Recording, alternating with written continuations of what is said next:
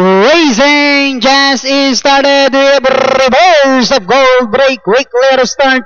Sweet Daddy's Girl is on the outside, South Apo. Then next online Camry Real Pogi, while the Moon Ligaw is the early trailer by about 8 lengths of the leader, racing down the backstretch with reverse of gold by over length, and in second is Sweet Daddy's Girl. South Apo is racing in third.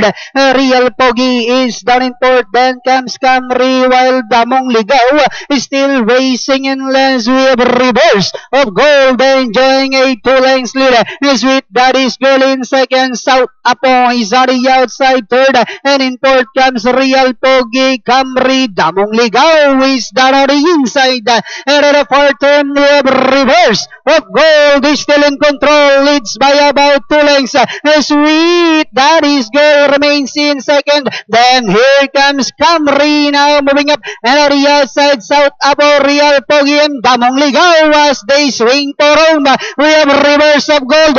Sweet Daddy's Girl is on the outside, but it's still reverse of gold. Sweet Daddy's Girl now moves up to take the lead, and finally Sweet Daddy's Girl. Reverse of gold, Camry, then comes Real Pogi, Damong Ligaw, and South Apo. Alright, number 5, Sweet Daddy's Girl, crossing the wire first, ridden by, nakatatlo na to Apprentice Mark M. Gonzalez, Grand Slam. Masisigundo, yung unang si Rivers of Gold, Camry, then Real Pogi. Panoorin natin, replay nitong race, number 6.